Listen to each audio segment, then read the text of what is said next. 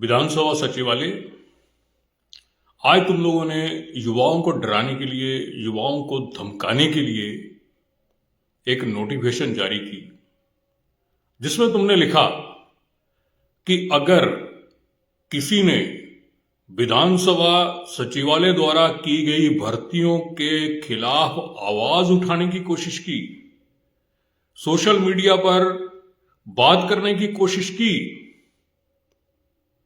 तो हम तुम्हें अंदर कर देंगे। सबसे पहले मुझे अंदर करो। मैं तुम्हारे ऑर्डर की एक एक बात की धज्जियां उड़ा रहा हूं। तुम्हें सबसे पहले यह बताना है कि तुम लोगों ने युवाओं को ठगा, युवाओं को की प्रतिभाओं पर उनका गला घोटा, उनकी नौकरियां चुरा ली, अपने चेहतों को बांट दी। बंदर बांट करने के बाद तुम इस तरह की धमकियां दे रहे हो कि हम तुम्हें अंदर कर देंगे। तुम्हारे बाप का राज है, मुझे अंदर करके दिखाओ। सबसे पहले तो मैं हूं, मैं तुम्हारे ऑर्डर की धज्जियां उड़ा रहा हूं। मैं बोल रहा हूं कि तुम लोगों ने ठगियां की हैं, तुम लोगों ने युवाओं को बेवकूफ बनाया है, तुम लोगों ने अपने चेहतों को नौकरियां दी हैं। 14 भर्तियां हुई हैं, जिसमें 3 विधानसभा क्षेत्र, उनको 10 नौकरियां दे दी। 65 विधानसभा क्षेत्र के लोग जो हैं, जो बच्चे हैं, वो अनपढ़ हैं तुम्हारी नजर में। वो तुम्हारी नजर में हिमाचल के बच्चे नहीं हैं। और ऊपर से तुम धमकियां दे रहे हो कि हम ये कर देंगे, हम वो कर देंगे। करो मेरे ऊपर।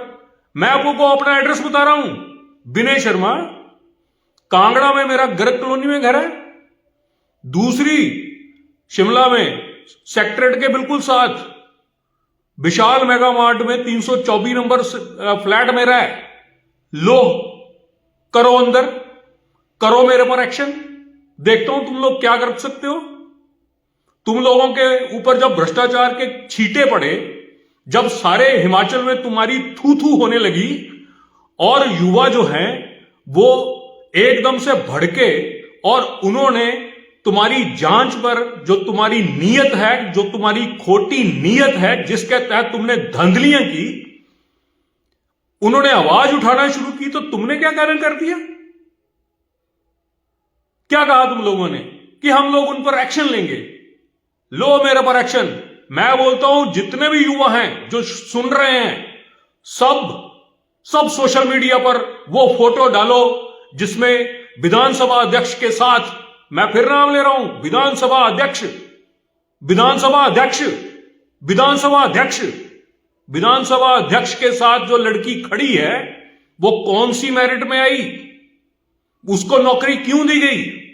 होना यह चाहिए था कि ये धांधलियां जब सामने आई, जब इन धांधलियों का पर्दाफाश हुआ, तो एक लोकतंत्र के प्रहरी के तौर पर, लोकतंत्र के रक्षक के तौर पर विधानसभा अध्यक्ष को सामने आना चाहिए था और कहना चाहिए था कि धांधलियां हुई हैं। अगर इसमें 1% सच्चाई है तो हम ये भर्तियां जो हैं कैंसिल करते हैं, इसके ऊपर जांच बिठाते हैं, दूध का दूध, पानी का पानी होगा, उसके बाद जाकर इन नौकरियों को दिया जाएगा। लेकिन तुम क्या कर रहे हो? तुम उन बातों के ऊपर पर्दा डालने के लिए युवाओं को धमका रहे हो कि तुमने अगर सोशल मीडिया पर इस तरह की फोटो डाली तो हम तुम्हारे पर एक्शन लेंगे। तुम्हारा बाप खड़ा है सामने, तुम्हारा बाप, करो इसको अंदर। मैंने अब बोला है कि तुम्हारे ऑर्डर की मैं धज्जियां उड़ा रहा हूं। मैं बोल रहा हूं तुम लोगों ने धांधलियां की हैं। मैं बोल रहा हूं तुम लोगों ने सरेआम प्रदेश के युवाओं को लूटा है। मैं कह रहा हूं तुम लोगों ने बंदर बांट की है। मैं कह रहा हूं तुम लोगों ने अपने चेहतों को नौकरियां दी हैं, बिना किसी टेस्ट के दी हैं। आंसर की तुम लोगों ने क्या बताई? मैं युवाओं को बता रहा हूं, सारे प्रदेश को बता रहा हूं कि जो आंसर की है, 6-7 भर्तियां हुई, मतलब अलग अलग कैटेगरीज की भर्तियां जो हुई, उसमें 5 में एक जैसी आंसर की। मतलब माली का टेस्ट हो, जीओआईटी का टेस्ट हो या कोई और टेस्ट हो, सब में एक ही आंसर की, सेम आंसर। ये कौन से रूल है भाई? अब तुम कह रहे हो कि इससे पहले भी भर्तियों में धांधली हुई, तो इसका मतलब तुम्हें लाइसेंस मिल गया कि तुम जो मर्जी है वो करो और तुम्हें कोई पूछने वाला नहीं। पहले क्या हुआ वो भुगतेंगे, उनको भी कीड़े पड़ेंगे। ये पब्लिक प्रॉपर्टी है भाई, ये तुम्हारे बाप की जागीर नहीं है कि तुम अपने बाप की दुकान में किसी को जॉब दे रहे हो। ये हिमाचल सरकार में नौकरियां दे रहे हो और हिमाचल सरकार में नौकरियां देने के लिए नियम है, कायदे हैं, कानून है और तुम कानून के ऊपर नहीं हो, तुम्हारे ऊपर संविधान है। तुम जिस संविधान की दुहाई देकर धमकियां दे रहे हो कि हम ये कर देंगे, हम वो कर देंगे, हम एफआईआर कर देंगे, हम अंदर कर देंगे, हम बाहर कर देंगे, तो तुम क्या सोचते हो तुम बचोगे? तुम्हें भी ये युवा जिनको तुम लोगों ने ठगा है, ये तुम्हें उठाकर फेंक देंगे। तुमने क्या समझ रखा है इन लोगों को? तुम्हें पता नहीं है यूथ की ताकत को। पिछली बार इसी यूथ की ताकत की वजह से, इसी यूथ को 1 लाख नौकरियां देने की वजह से, आउटसोर्स को रेगुलर करने की वजह से तुम लोग सरकार में आए हो। और तुम लोग आते ही अपने मित्रों को, अपने घर वालों को यहां पर भर्तियों में लगा रहे हो। इन लोगों ने क्या किया, क्या कर रखा है, इनका क्या कसूर था? इन युवाओं ने दिन रात पढ़ाई की है, इन युवाओं ने दिन रात एक किया है, जिन युवाओं ने लाइब्रेरियों में दिन रात एक किया है, वो युवा टॉपर होने के बावजूद बाहर हैं और तुम्हारे चेते जो हैं वो अंदर हैं। क्या ये पारदर्शिता तुम ला रहे हो? तुम संविधान के ऊपर हो। तुम्हें यह पता होना चाहिए जो संविधान तुम्हारे को ताकत देता है, वो ताकत संविधान तुम्हारे से छीन भी सकता है और वही ताकत सारे प्रदेश के वासियों के पास है। तुम संविधान से ऊपर नहीं हो। तुम सोच रहे हो कि तुम धांधलियां कर लोगे और उसके बाद दबा दोगे। ये गलतफहमी में मत रहो। आज मुझे लाइव आने की जरूरत नहीं थी, लेकिन तुम लोगों ने जो नोटिफिकेशन जारी की, तुम लोगों ने सोचा कि अगर युवा अगर बार बार ये धांधलियों की बात कर रहे हैं तो इनके ऊपर नकेल डाली जाए, इनको चुप करवा दिया जाए, इनको धमकाया जाए, एफआईआर की धमकी दी जाए और ये चुप हो जाएंगे। तो ये तुम्हारी गलतफहमी है। सबसे पहले तो मैंने आवाज उठाई, लो करो, तुम क्या करते हो? एफआईआर करनी है, एफआईआर करो तुम, और उसका जवाब तुम्हें देना पड़ेगा। ये याद रखना, तुम जो एफआईआर करोगे या तुम कोई एक्शन लोगे, पहले उसके पहले तुम्हें अपने आप को पाक साफ साबित करना पड़ेगा। मेरे को नहीं करना पड़ेगा, तुम्हें करना पड़ेगा कि तुमने धांधलियां नहीं की हैं। किस मुंह से करोगे? मैं अपने लैपटॉप में, अपने टैब में वो सारे फोटो लेकर आया हूं और वो मैं फोटो दिखाना नहीं चाहता। सारे प्रदेश के युवाओं को पता है, सारे सोशल मीडिया पर ये जो युवा हैं, इन्होंने सबने, इन सभी युवाओं ने सोशल मीडिया के ऊपर उन लोगों की फोटो डाली हैं जो विधानसभा अध्यक्ष के साथ हैं, जो मुख्यमंत्री के पीए हैं, जो मुख्यमंत्री की पत्नी के ड्राइवर का बेटा है, जो विधानसभा अध्यक्ष के एरिया के अपनी पंचायत के लोग हैं, उनके साथ फोटो डाली हुई है। तो क्या यह धांधली नहीं है? ऐसा क्या हो गया कि जिन लोगों के साथ विधानसभा अध्यक्ष की फोटो है, माननीय मुख्यमंत्री की फोटो है, उन सबको नौकरियां मिल गई और प्रदेश के 70 लाख युवा जो हैं वो नालायक घोषित कर दिए गए। मुझे कई युवाओं ने कांटेक्ट किया, उन्होंने बोला सर हम गरीब घरों के हैं, हम लोगों ने बड़ी मेहनत से, बड़ी परिश्रम करके टॉप हासिल किया और नौकरियां कोई दूसरा ले गया। फिर तुमने क्या किया? नौकरियां तो अपने बंदों को दी, तुमने रिजल्ट तक डिक्लेयर नहीं किए। रिजल्ट तुमने रिजल्ट क्यों नहीं डिक्लेयर किए? तुमने फोन करके जो लोग सिलेक्ट हुए उन लोगों को कॉल किया, उनको ज्वाइनिंग दी ताकि लोग कोर्ट में जाएं तो वहां पर उनको स्टे ना मिले। तुम क्या सोच रहे हो? तुम कानून से ऊपर हो गए? तुमने कहीं ना कहीं गलती की होगी। यह मत सोचना चोर कितना भी बड़ा हो, अपने कोई ना कोई निशान छोड़ जाता है। वरना आज तक कोई चोर, कोई मर्डरर, कोई रेपिस्ट पकड़े ही ना जाते। सारे पकड़े जाते हैं, और जो नहीं पकड़े जाते उनको कीड़े पड़ते हैं। और तुम लोगों को कीड़े पड़ेंगे। विधानसभा सचिवालय, तुमने जो नोटिफिकेशन जारी की है कि हम ये कर लेंगे, हम वो कर लेंगे, मैं इसलिए तुम्हारे चैलेंज को लेकर आया कि तुमने चैलेंज दिया कि हां मैं ये कर लेंगे, हम वो कर लेंगे। सबसे पहले तो मैं आपका चैलेंज एक्सेप्ट करके आया हूं। इन युवाओं पर बात करना बाद में, पहले मेरे को अंदर करके बताओ, पहले मुझे अंदर करके बताओ, हिम्मत है तो। पर मैं तुम्हारे से एक बात बता रहा हूं, एक एक पाई पाई का हिसाब लिया जाएगा युवाओं द्वारा। तुम युवाओं को भड़काओ मत।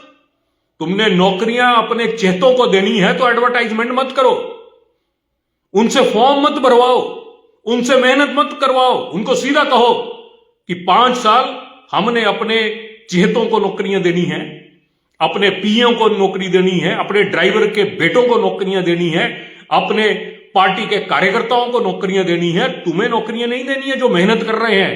तब बात समझ आती है। तब युवा मान लेगा कि हमें इन फॉर्म को भरने की जरूरत नहीं है, हमें दिन रात मेहनत करने की जरूरत नहीं है, क्योंकि इन्होंने सिलेक्ट कर लिए हैं। लेकिन तुम जब आई वॉश करने की कोशिश करोगे, इन लोगों को बेवकूफ बनाने की कोशिश करोगे और अंदर खाते अपने लोगों को पहले सेलेक्ट करके बैठे होगे, तो फिर आवाज उठेगी। फिर आवाज उठेगी। ये लोकतंत्र है। लोकतंत्र में संविधान सबसे बड़ा है, तुम नहीं हो। और तुम्हारी ये गीदड़ भभकी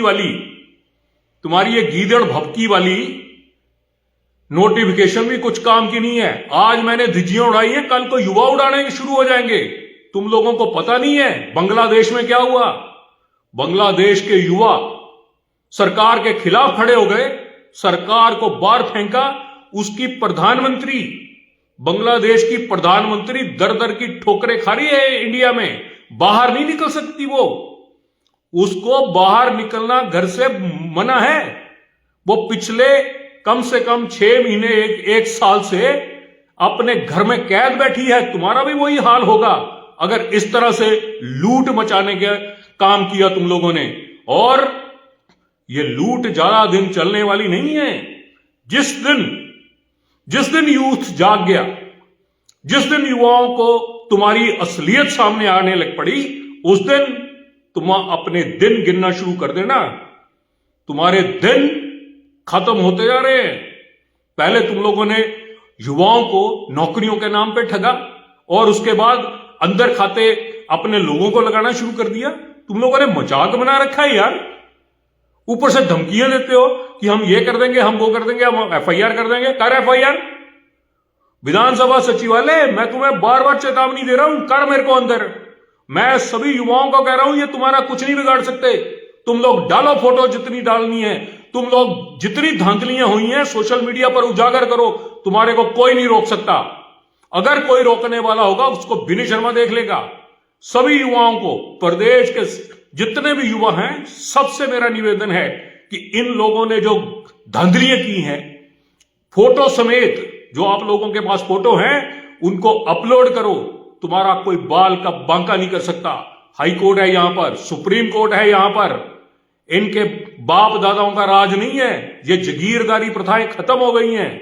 ये पुराने जमाने चले गए। ये अंग्रेजों के राज नहीं है, ये लोकतंत्र के राज हैं, ये संविधान के राज हैं। और संविधान में संविधान सबसे ऊपर है, बाकी सारे उसके नौकर हैं।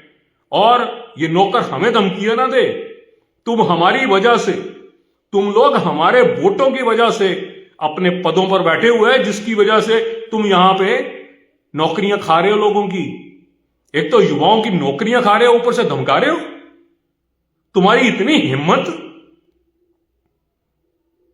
अब मैं सरेआम चैलेंज लेकर आया हूं कि मैंने पौने आठ बजे मैंने सरेआम कहा था कि मैं लाइव आऊंगा, और लाइव आकर मैं सचिवालय को कहूंगा, देख भाई कितनी देर देखना है। सचिवालय के लोग मैं ज्यादा देर नहीं कर पाऊंगा लाइव, लेकिन फिर भी मैं तुम्हें कह रहा हूं मेरी वीडियो जो है वो ऊपर रहेगी, मैं इसको डिलीट नहीं करता।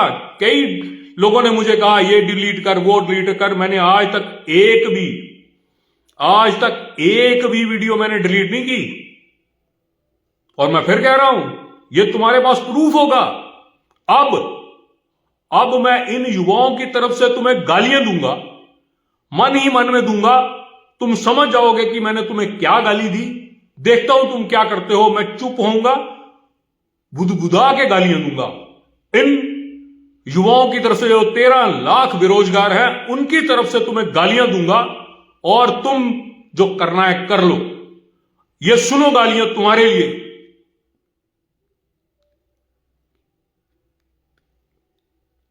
लो, 3 गालियां दी हैं, कर लो जो करना है। मजाक बना रखा है यार तुम लोगों ने। युवाओं को सरेआम लूट रहे हो, सरेआम बेवकूफ बना रहे हो। तुम्हें क्या लगता है तुम्हारे को पूछने वाला कोई नहीं है? तुम्हें क्या लगता है विपक्ष चुप बैठा है क्योंकि उसने भी धांधलियां की हैं तो सारा प्रदेश चुप हो जाएगा?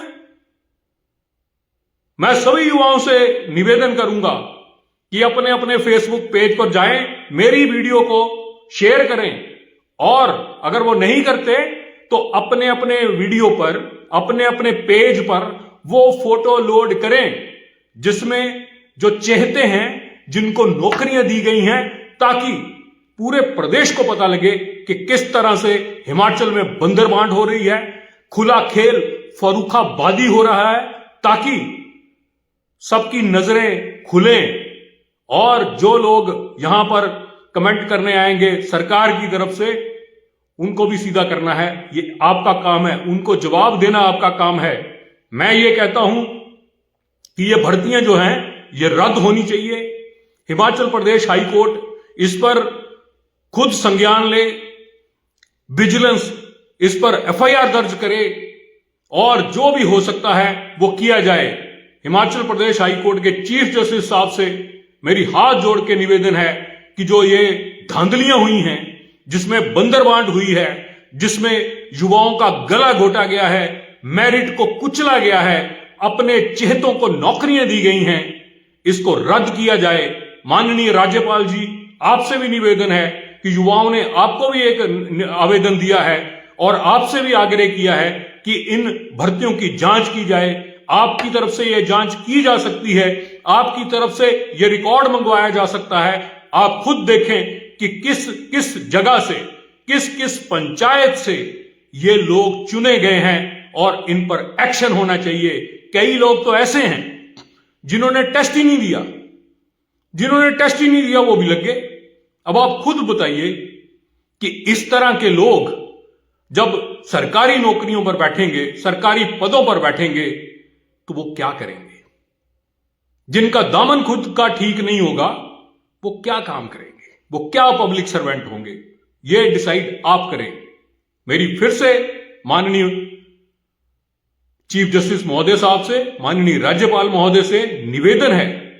मैं तो विधानसभा अध्यक्ष से भी निवेदन करना चाहता हूं कि अगर आपके संज्ञान में यह बात नहीं है और आपकी पीठ पीछे इस तरह की नौकरियां दी गई हैं, क्योंकि ये नौकरियां जो हैं विधानसभा सचिवालय द्वारा दी गई हैं, विधानसभा अध्यक्ष द्वारा नहीं दी गई हैं। उनका नाम लेकर अगर कई लोगों ने नौकरियां पाई हैं तो विधानसभा अध्यक्ष जी इन नौकरियों को निरस्त करिए, इस पर जांच बिठाइए, और दोबारा से किसी एजेंसी से जो इंडिपेंडेंट हो उससे ये टेस्ट करवाइए और उसके बाद ये नौकरियां दीजिए।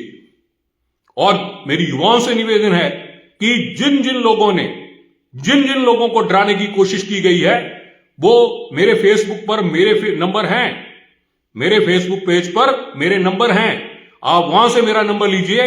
और अगर आपको कोई धमकाता है, आपको कोई डराता है, आप मेरे से कांटेक्ट करिए। मैं बैठा हूं यहां, राजा साहब ने हमें इस काबिल बनाया है कि हम आपकी खिदमत कर सके, क्योंकि उनका आशीर्वाद ऊपर से हमारे सर पर है और हम उनके बताए हुए रास्ते पर चलते हैं। और उनका एक ही कहना था कि गरीबों के साथ अन्याय ना हो, गरीबों के साथ अन्याय जो करे उसके खिलाफ आवाज उठाओ, जो करप्ट लोग हैं उनके खिलाफ आवाज उठाओ। हम फख्र से कह सकते हैं कि हम राजा साहब के बंदे हैं और राजा साहब का आशीर्वाद हमारे ऊपर है और हम प्रदेश के लोगों के लिए वही करने की कोशिश करते हैं जो उस महान आत्मा ने किया है। जय हिंद, जय भारत।